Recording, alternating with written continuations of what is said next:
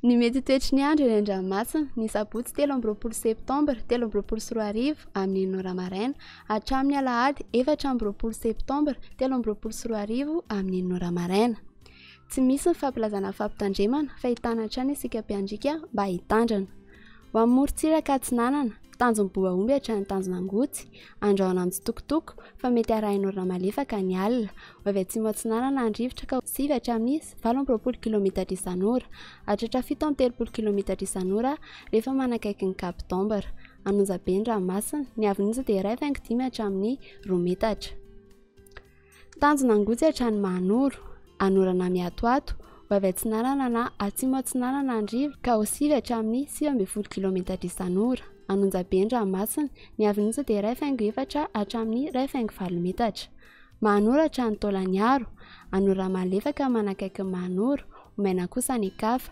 Ho avy avaratra Atsinanana na avaratra andrivotra ka 9 hatramin'ny 9 km isan'ora, hatratra 20 hatramin'ny 17 km isan'ora any atsimo Vangandrano.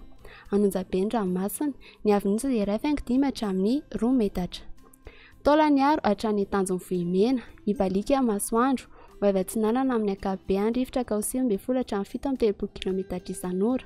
Anonjabe ny ranomasina, ny avin'onja dia 1,4 hatramin'ny 2,4 metatra.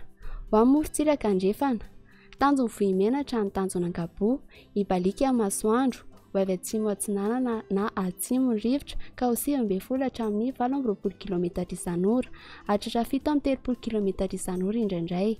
Anonjabe ny ranomasina, ny avin'onja dia 1,5 hatramin'ny 2 metatra.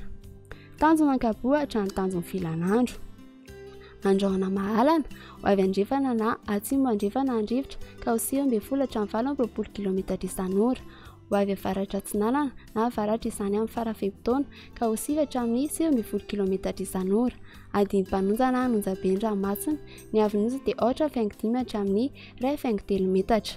Tanjonfilanandro hatrany Analalava, andrahona amin'ny Tsitokotoko, mety arahina orana tandrivon-drahona ny alina. Ho avy atsimo Atsinanana ny rivotra ny maraina ka 9 hatramin'ny 17 km isan'ora. Ho avy andrefana na avaratra andrefana ny tolakandro ka 9 hatramin'ny 20 km isan'ora. Ho tonona adimpanonja ny ranomasina, ny avin'onja dia 8,4 hatramin'ny 2 metatra. Analalava hatrany Tanjomboaomby, misy tandrivon-drahona vitsy eo anelanelan'ny Analalava sy Nosy. Ho maina ny Kafa. Ho avy atsimo Atsinanana na Atsinanana andrivotra ny maraina ka 9 km isan'ora. Ho avy andrefana kosa ny atoandro ka 9 hatramin'ny 20 km isan'ora.